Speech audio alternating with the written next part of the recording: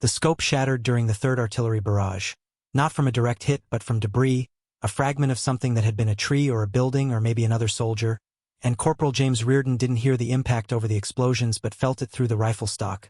Felt the slight shift in weight that meant something had changed, and when the barrage lifted and the ringing in his ears began to fade, he brought the Springfield up to check and saw immediately that the scope was destroyed. Glass cracked in a spiderweb pattern that made viewing impossible. The mounting bracket bent so the whole assembly canted at an angle that couldn't be corrected. The reticle invisible behind fractures that turned any attempt to aim into guesswork. And for a sniper this wasn't damage, wasn't inconvenience, was effectively death, because a sniper without optical magnification was just another rifleman except positioned alone in forward areas without support, without backup, without any of the advantages that came from operating as part of a unit. And Reardon's position, a partially collapsed farmhouse on a slight rise overlooking a German-held road junction in what had been quiet French countryside before armies arrived, suddenly became a liability rather than an asset because he couldn't perform his mission, couldn't engage targets at the ranges where sniping mattered, couldn't justify remaining isolated when his equipment was compromised. The Springfield M1903A4 rifle he carried was specifically designed around its scope, was a weapon system that assumed optical magnification for effective employment, and removing the scope meant removing the weapon's purpose, left him with a bolt-action rifle in an era when most infantry carried semi-automatics, left him with a tool optimized for a mission he could no longer perform, and the standard doctrine was clear.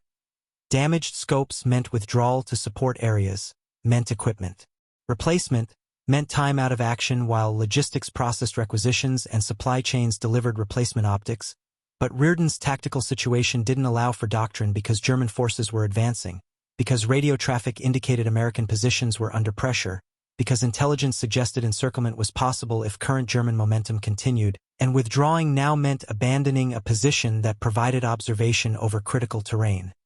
Meant losing eyes on a road junction that German reinforcements were using to move forces toward sectors where American lines were weakest, meant giving up tactical advantage at exactly the moment when that advantage mattered most. His position in the farmhouse, 2nd floor, corner room with windows facing 3 directions, thick stone walls that provided protection from small arms and shell fragments, had been carefully selected 3 days earlier when he'd infiltrated forward of American lines to establish a hide that would let him interdict German movement and gather intelligence. And the position had been productive. 11 confirmed kills over 2 days, mostly officers and NCOs identified by their behavior and equipment, and dozens of German vehicles delayed or rerouted because drivers spotted bodies near the road and assumed the area was covered by American fire. And abandoning this position meant those German movements would resume,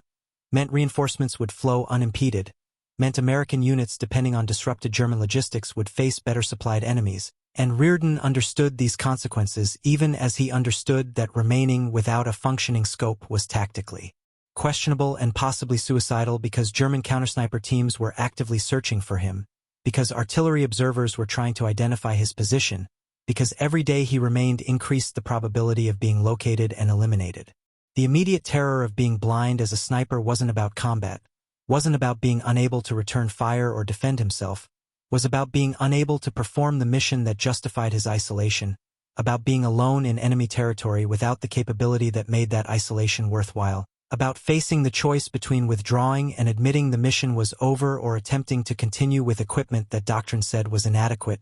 and Reardon had been a sniper long enough to understand how completely his effectiveness depended on that scope, how much his training assumed optical magnification, how thoroughly modern sniping doctrine was built around precision optics that let shooters identify targets at ranges where targets couldn't identify them, that enabled engagements at distances where return fire was ineffective, that made sniping viable as a tactic rather than suicide, and without that advantage he was just a soldier with a bolt-action rifle trying to accomplish a mission designed for capabilities he no longer possessed. German forces were advancing through the sector.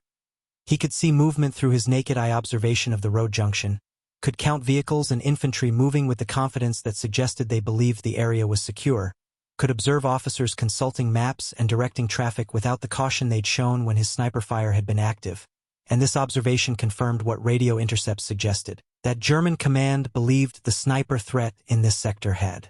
been neutralized, believed their counter-battery fire had been effective, believed they could move forces without the delays and casualties that sniper interdiction created, and proving them wrong mattered tactically, mattered because every hour German reinforcements were delayed was an hour American units could prepare defenses or reposition or receive their own reinforcements, mattered because modern warfare was as much about logistics and timing as about direct combat, and a single sniper. Disrupting German movement timetables could have effects far beyond the immediate casualties he inflicted. The radio that connected Reardon to his parent unit crackled with traffic that painted an increasingly desperate tactical picture. American forces in adjacent sectors were under heavy pressure, were conducting fighting withdrawals, were requesting support that wasn't available, were using language that suggested encirclement was not just possible but likely, and the road junction Reardon observed was critical to whether that encirclement would succeed because it represented the supply route German forces would use to sustain attacks, represented the avenue along which reinforcements would flow to exploit any breakthrough, and interdicting that junction, forcing German forces to use alternate routes or delaying their movements, could buy time that made the difference between organized withdrawal and catastrophic defeat. And Reardon knew this even as he stared at his shattered scope and tried to figure out how to accomplish a sniper mission without the equipment that made sniping possible, knew that doctrine said he should withdraw but that tactical necessity said he should stay, knew that no replacement scope would arrive in time to matter, knew that if he was going to contribute to preventing American defeat, he needed to find a way to make his rifle effective again despite having no magnification, no range estimation capability, no way to identify targets beyond what his naked eyes could see, and no time to request guidance or wait for solutions because German forces were moving now and every minute he delayed was a minute they consolidated. Advantages. Reardon scavenged through his equipment with hands that shook slightly from adrenaline and the aftereffects of artillery concussion, sorted through what he'd brought to the farmhouse 3 days earlier when establishing the position. Ammunition in stripper clips that fed the Springfield's internal magazine, water in a canteen that was nearly empty, field rations that he'd been consuming sparingly, a map that showed the local area in detail that was now mostly obsolete because German positions had shifted, binoculars that provided magnification for observation but couldn't help with aiming because you couldn't shoot through binoculars, and various small items that accumulated in combat, spare bootlaces, cleaning kit, first aid supplies, a sharpening stone, wire for field expedient repairs, and none of these items solved his fundamental problem, which was that he needed to determine range to targets accurately enough to adjust his point of aim and compensate for bullet drop. Needed to know whether a German soldier he observed at the road junction was 300 yards away or 400 yards away because that difference meant several feet of bullet drop variance that would determine whether his shot hit or missed, and without a scope's ranging reticle or telescopic magnification to judge details that indicated distance, he had no reliable method for making those determinations. He noticed the bootlace while tightening his left boot. The lace had worked loose during movement within the farmhouse, and he was reading it absently while thinking about the ranging problem. And the physical act of handling the lace, of seeing the knots he'd tied months earlier to prevent the aglets from pulling through the eyelets, triggered a memory from before the war, from growing up in rural Montana where he'd learned to hunt mule deer in terrain where judging distance mattered because cartridges dropped predictably, and knowing whether a deer was 200 yards or 300 yards distant meant the difference between meat for winter and a clean miss, and his father had taught him a trick that old hunters used before rangefinders existed.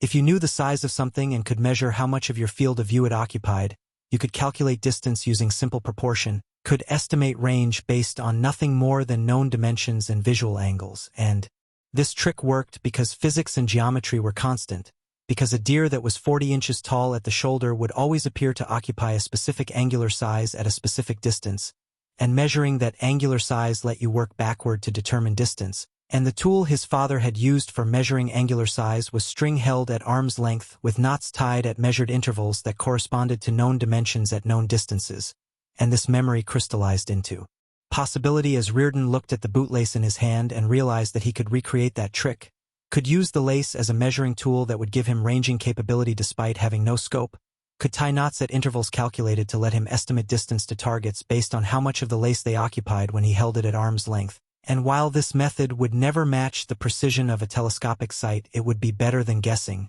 would give him systematic range estimation that could make his rifle effective again even without magnification. The mathematics were simple enough that Reardon could work them out using what he remembered from training and from hunting.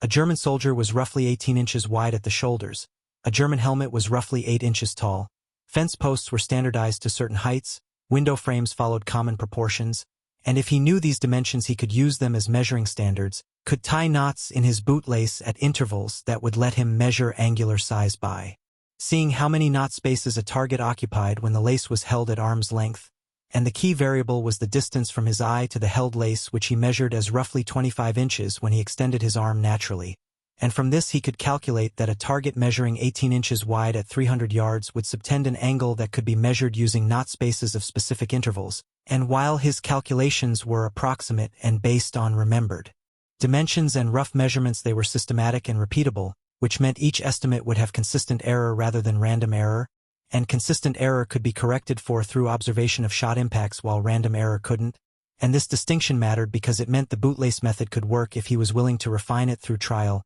to adjust his calculations based on where rounds actually impacted relative to where he aimed to develop through iteration and improvised system that would let him shoot effectively despite having equipment that doctrine said was inadequate. He tore the bootlace from his boot.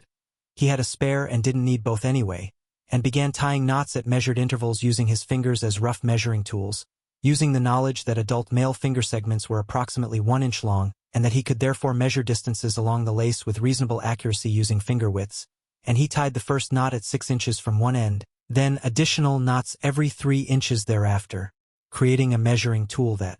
was crude but geometrically sound, and he tested it immediately by observing objects of known size at the road junction and measuring how many knot spaces they occupied when he held the lace at arm's length. And his initial calculations suggested that German soldiers at the road junction were roughly 350 yards away based on how their shoulder width related to the knot spacing, and this distance made tactical sense given the terrain, and his position suggested his method was at least approximately correct, and Reardon decided to test it with actual fire to see whether rounds landed where he expected them to based on his range estimate.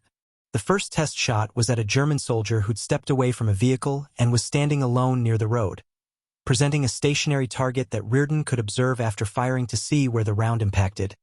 and Reardon held the bootlace at arm's length and measured the German's shoulder width against the knot spacing and estimated range at 360 yards, then aimed high to compensate for bullet drop at that distance based on his knowledge of the Springfield's ballistics, based on knowing that the .30-06 cartridge dropped roughly 12 inches at 300 yards and 16 inches at 400 yards, and interpolating between these values. And he fired and watched through his binoculars and saw dirt kick up 5 feet left of the German and slightly short, indicating his range estimate was close, but his windage correction was wrong, and possibly that his range was slightly greater than estimated, and the German and his companions reacted with confusion, rather than panic, because the shot seemed random, seemed to come from no predictable direction because they were accustomed to sniper fire coming from elevated positions with scopes, and Reardon adjusted his calculation, added 10 yards to his range estimate to account for the round impacting slightly short, noted the wind direction based on grass movement, and adjusted his aim 2 feet right to compensate, and fired again at a different German, and this time the round struck center mass, dropped the soldier immediately, and confirmed that his bootlace method worked, that he could estimate range systematically enough to make effective shots, that he'd just turned a useless rifle back into a functional weapon system through nothing more than improvised geometry and a torn bootlace. The reaction from German forces was immediate confusion.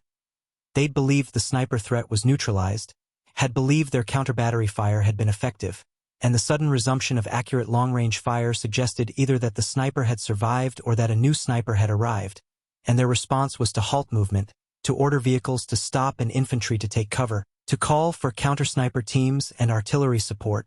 and this reaction alone justified Reardon's decision to continue the mission, because every minute German forces were halted was a minute they weren't reinforcing attacks against American positions, wasn't moving supplies toward forward units, wasn't consolidating the advantages they'd been building, and Reardon had just demonstrated that he could disrupt German operations even without a scope, could force them to divert resources to counter-sniper operations, could create tactical effects far beyond the single casualty he'd inflicted. Over the following 36 hours, Reardon refined his bootlace range-finding system through continuous observation and adjustment, developed an intuitive understanding of how to use the knots to estimate range under different conditions, learned to account for factors that affected measurement accuracy. When shooting from prone position, his arm length changed slightly compared to kneeling, which meant he needed to adjust his hold on the bootlace to maintain consistent eye-to-lace distance. Light conditions affected how clearly he could see targets and therefore how accurately he could measure their proportions against the knot spacing.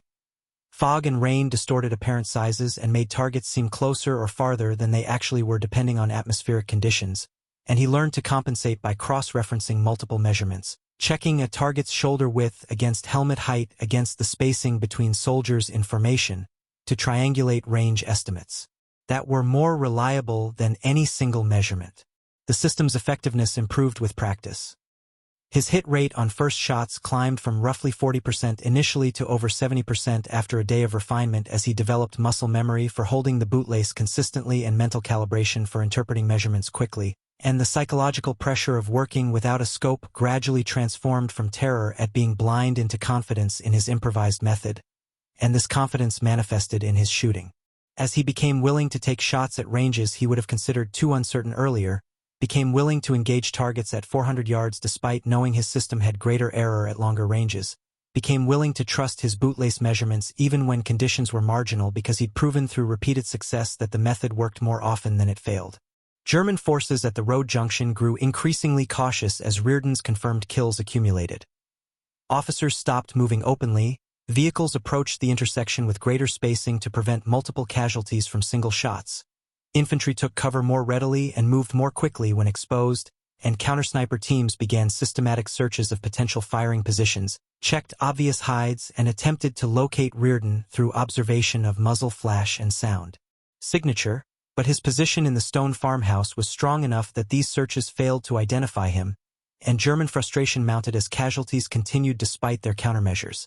As their counter-snipers reported negative contact, as artillery fire aimed at suspected positions failed to eliminate the threat,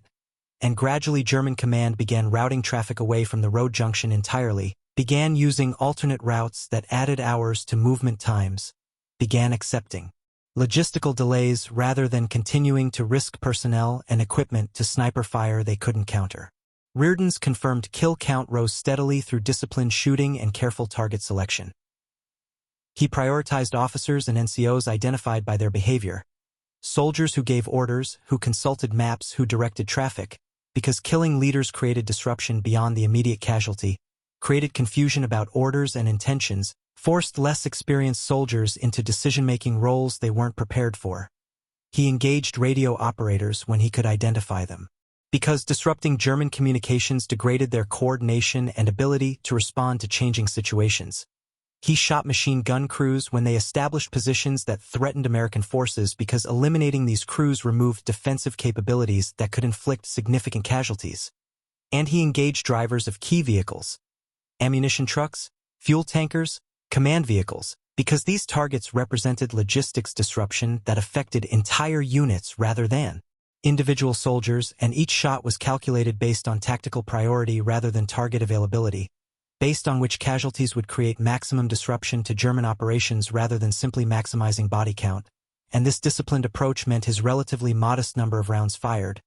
He was rationing ammunition because he couldn't request resupply without revealing his position, produced effects far beyond their direct casualties because each kill disrupted German operations in ways that cascaded into broader tactical impacts. The emotional and physical toll of continuous sniping accumulated despite his tactical success. His hands shook from adrenaline and exhaustion, trembled slightly when he held the bootlace or worked the rifle bolt, and he learned to fire between tremors, to time his shots for moments when his muscles relaxed enough to provide stable aim. Dehydration affected his vision and concentration because he was rationing water and sweating despite cold, whether due to stress and physical exertion of maintaining shooting positions for hours. Isolation ground on his psychological state because he had no contact with friendly forces except radio, had no conversation or companionship or relief from the constant tension of operating alone in enemy territory,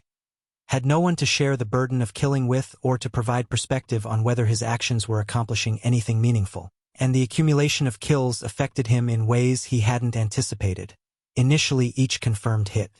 brought satisfaction at mission accomplishment, but gradually this satisfaction faded and was replaced by mechanical detachment where shooting became a technical problem to solve rather than an act with moral dimensions. And this detachment was necessary for functioning but disturbing in its completeness, suggested changes in his psychology that would be difficult to undo after the war ended, suggested costs beyond the physical danger he faced. By the end of the second day using the bootlace method, Reardon had recorded 43 confirmed kills, confirmed by observing targets drop after firing and not rise again, by seeing German soldiers retrieve bodies, by watching German reactions that indicated casualties, and dozens of additional disruption effects where his fire forced German forces to take cover or reroute or delay operations even when his shots missed or wounded rather than killed. And these 43 casualties represented tactical success but also represented 43 individual deaths that he'd caused, 43 German soldiers who would never go home, whose families would receive letters reporting death in combat without knowing the specific circumstances or the individual shooter, and Reardon tried not to think about this dimension of sniping because thinking about it made shooting harder, made the detachment he needed to function more difficult to maintain, but the knowledge existed in the background of his consciousness regardless of his attempts to suppress it, colored his understanding of what he was doing even as he continued doing it because the mission required it. The turning point came on the third day when German artillery began systematic counter-battery fire aimed at eliminating whatever sniper position was interdicting their road junction, began walking rounds across the area in patterns designed to cover all potential hides, began hitting the farmhouse with increasing accuracy as observers refined their targeting based on sound triangulation and probable positions, and Reardon knew his time in this position was limited, knew that remaining much longer meant certain death, knew that eventually German artillery would score a direct hit or near miss that would collapse the farmhouse or kill him through concussion or fragmentation. But leaving now meant abandoning the mission before it was complete, before German forces had been delayed long enough for American units to establish defensive positions or conduct orderly withdrawals, and radio traffic indicated the situation remained critical, indicated that encirclement was still possible. If German reinforcements reached forward areas before American forces could reposition, indicated that every hour of delay Reardon created mattered tactically even as continuing to create that delay increased his personal risk exponentially. The bootlace itself was showing wear from continuous handling. The knots he'd tied were loosening slightly from repeated measurement. The lace itself was fraying at points where his fingers gripped it, and he worried that it would break or that the knot spacing would change enough to throw off his calculations, and he retied critical knots to ensure spacing remained consistent, treated the lace as carefully as he treated his rifle because both were essential to mission accomplishment. And the absurdity of depending on a piece of torn bootlace for tactical success wasn't lost on him but didn't change the reality that it worked, that he'd killed over 40 Germans using this improvised system, that he'd accomplished a mission that doctrine said required equipment he didn't have, and whether the method was absurd or elegant mattered less than whether it was effective, and effectiveness was measured in German casualties and delayed movements and American units that weren't being encircled because German reinforcements weren't arriving on schedule. The critical shot came when Reardon observed a German officer, identified by uniform details visible through binoculars even at 400 yards, consulting with what appeared to be radio operators and map readers near a command vehicle that had stopped at the road junction. And this cluster of personnel represented a high-value target because killing the officer would disrupt German command and control, would potentially delay decision-making about how to employ forces or respond to American movements, would create confusion that could cascade into broader tactical effects. But the shot was challenging because the range was at the upper limit of what Reardon's bootlace system could estimate reliably, because wind conditions were variable and difficult to judge, because the officer was partially concealed behind the vehicle and only intermittently visible, and Reardon measured the range carefully using multiple reference points, the officer's height, vehicle dimensions, spacing between soldiers, and estimated 410 yards, factored in wind from his 3 o'clock position at roughly 10 miles per hour based on grass movement and feel on his exposed skin, calculated hold-off of approximately 8 inches left to compensate for wind drift and 30 inches high to compensate for bullet drop, and he waited for the officer to step clear of the vehicle, waded through 2 near misses of German artillery that shook the farmhouse and covered him in dust and made his ears ring but didn't collapse his position, waited with patience that came from hunting experience where waiting was normal and rushing led to missed shots. And when the officer finally stepped clear and paused to point at something on a map, Reardon fired and watched through binoculars as the round struck the officer's center mass, watched the officer collapse and the surrounding Germans react with alarm and confusion, watched radio operators drop their equipment and scramble for cover and map. Readers abandon their maps and retreat to vehicles, and German command and control at the road junction disintegrated for 20 minutes while soldiers tried to understand what happened and who was in charge and what orders they should follow. And this 20 minutes of confusion proved critical because German forces had been preparing to launch a coordinated attack against an American position that was undermanned and undersupplied, and delaying that attack by even 20 minutes gave American forces time to receive reinforcements that had been rushing forward,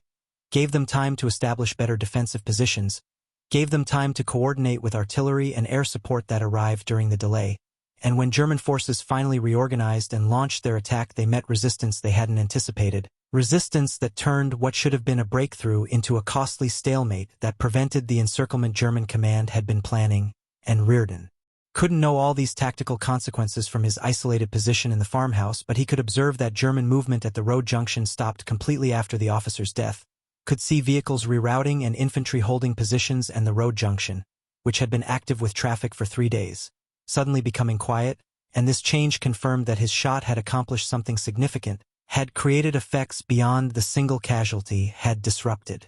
German operations in ways that would affect the broader battle. Relief arrived 36 hours later when American forces advancing through the sector reached the farmhouse and Rearden could finally withdraw, could emerge from the position he'd occupied for 6 days, 3 with a scope and 3 with a bootlace, looking like someone who'd been through extended combat, covered in dust and grime, dehydrated, exhausted, moving stiffly from holding shooting positions for hours at a time, and the soldiers who found him initially treated him as a casualty. Assumed he'd been trapped by German advance and was traumatized or wounded, until he showed them his rifle and explained what he'd been doing, and they examined the Springfield with its shattered scope still mounted and found the bootlace tied to the stock with its carefully spaced knots and listened with skepticism as he explained his improvised ranging system. And their skepticism was understandable because the story sounded implausible, sounded like something someone would invent to explain away shooting without proper equipment, sounded like folklore rather than factual tactical reporting, until Rearden walked them through his method step by step, demonstrated how he held the lace and measured targets and calculated range, showed them his written log of confirmed kills with timestamps and descriptions, and gradually their skepticism transformed into recognition that what he described was geometrically sound and operationally effective even if unconventional, and officers examining his rifle and his log and his explanation began to understand that they'd just encountered something unusual.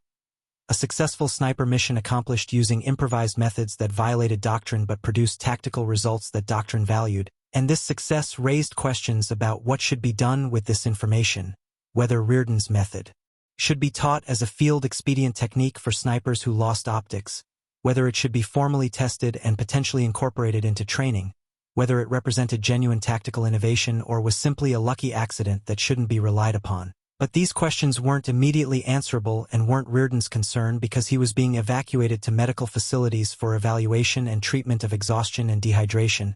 and his rifle and equipment were being collected for technical assessment, and the farmhouse position he'd held was being occupied by American forces who would use it as an observation post now that the front lines had moved past it.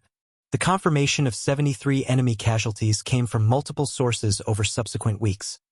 German prisoners interrogated about casualties at specific locations and times confirmed bodies removed from the road junction area matched Rearden's reported shooting positions and timing. American intelligence officers reviewing German radio intercepts found references to sniper interdiction causing delays and casualties in sectors where Rearden operated. Graves registration units working through battlefields after German forces withdrew counted bodies near the road junction whose wounds and positions matched what sniper casualties would produce. And American units that had been threatened by encirclement reported that German attacks expected to arrive at specific times had been delayed by hours, had lost coordination, had arrived with fewer forces than intelligence predicted, suggesting that sniper interdiction of German reinforcement routes had been tactically significant in ways that affected entire battalions rather than just individual casualties. The 73 confirmed kills represented one of the highest totals achieved by an American sniper operating over a similar time frame using a bolt-action rifle without optical magnification,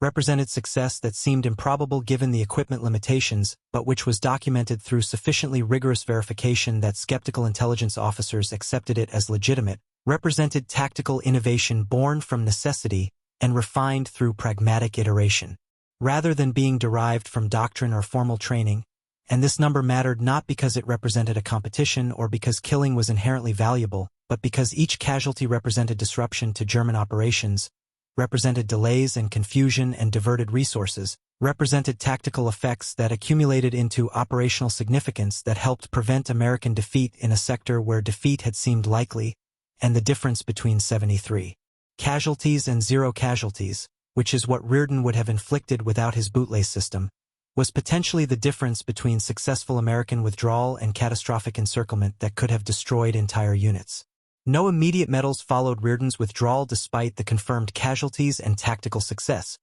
partly because his actions didn't fit conventional heroism narratives that medal citations typically recognized. He hadn't charged enemy positions or rescued wounded soldiers, or held defensive lines against overwhelming odds, had instead stayed hidden and shot Germans using improvised equipment while following orders to disrupt enemy movements. And this didn't diminish his tactical contribution but made it difficult to package into the kind of dramatic narrative that medal boards expected, and partly because formal recognition would require acknowledging that he'd accomplished a mission using methods that violated equipment doctrine, would require explaining to higher command why a sniper without a scope had been allowed to remain in position rather than being withdrawn for re-equipping, would require officers to justify decisions that had worked out but which could be criticized as reckless or negligent if they'd resulted in Reardon's death,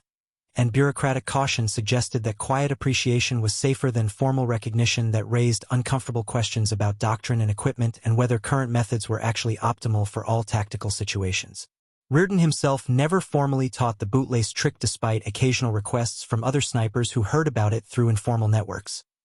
Partly because explaining it required mathematical concepts that were difficult to convey without formal instruction and practice, partly because he believed the method was too dependent on individual capability and should be used only as emergency backup rather than as standard technique, partly because he suspected that formal instruction would lead to soldiers attempting it in situations where proper equipment was available and potentially getting killed through overconfidence in an improvised system that was never meant to replace proper optics, and partly because he had no desire to be remembered as the soldier who taught people to shoot without scopes, preferred to let the story fade into the category of battlefield folklore rather than becoming doctrine or legend, preferred to return the bootlace to a boot and the rifle to an armory and his own attention to whatever came after war ended. The war moved on without remembering the small details that made specific tactical successes possible.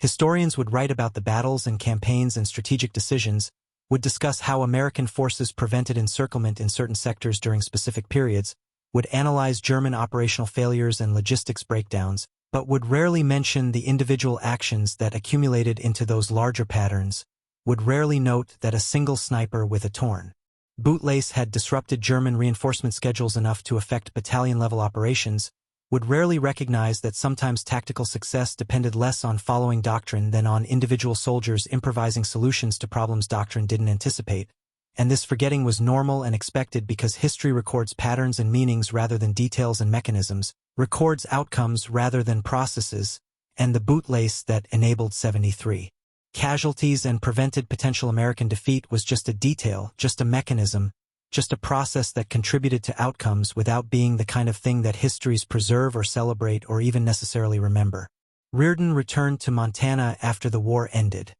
Returned to hunting mule deer in terrain where judging distance still mattered but where the stakes were meat rather than lives. Returned to a world where the skills he'd developed as a sniper had limited application but where the improvisation and adaptation and problem-solving he'd practiced retained value in different contexts. Returned to trying to forget the 43 days he'd spent killing Germans with methods that doctrine said were impossible but which had worked because geometry and physics didn't care about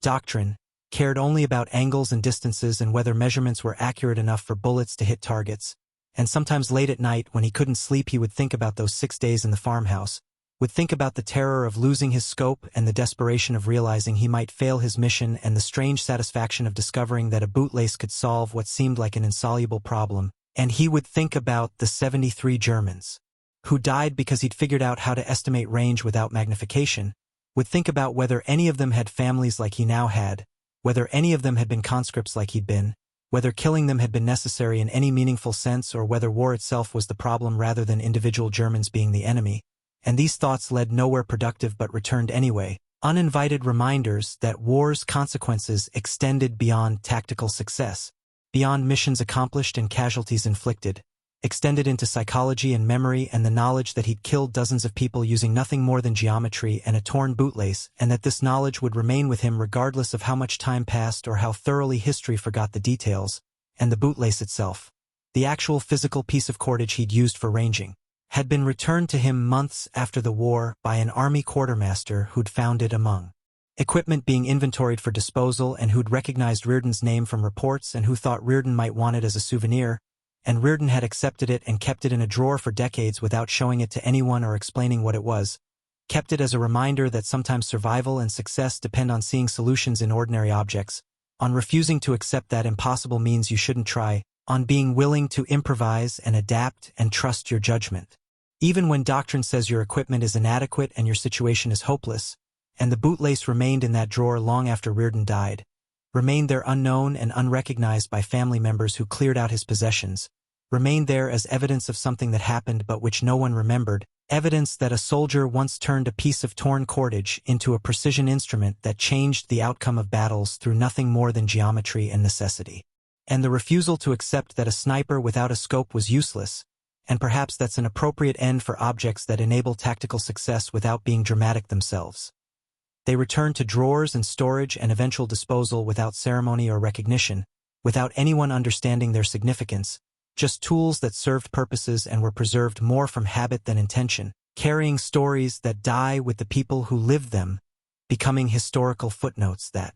aren't even recorded as footnotes because no one thought to write them down or because the people who could have written them down didn't think they mattered, and maybe they didn't matter in the grand scheme. Maybe 73 casualties and some delayed German movements and one prevented encirclement don't register when counted against the millions who died and the continent-spanning campaigns and the civilizational stakes of the war, but they mattered to Reardon, who accomplished a mission everyone thought was impossible, mattered to the American soldiers who weren't encircled because German reinforcements arrived hours late, mattered in the small tactical ways that accumulated into operational outcomes, mattered in proving that war rewards adaptation over orthodoxy, rewards problem-solving over doctrine, rewards seeing possibilities in bootlaces and mud and whatever materials exist in the moment when solutions are needed, and that knowledge that sometimes the smallest improvised tools make the biggest difference, that genius under pressure isn't about following procedures but about recognizing that procedures are guidelines rather than limits, that survival often depends on being willing to try solutions that sound insane until they work, is the legacy of the bootlace that killed 73 Germans during 6 days in a farmhouse that no longer exists in countryside that looks nothing like it did when Reardon occupied it,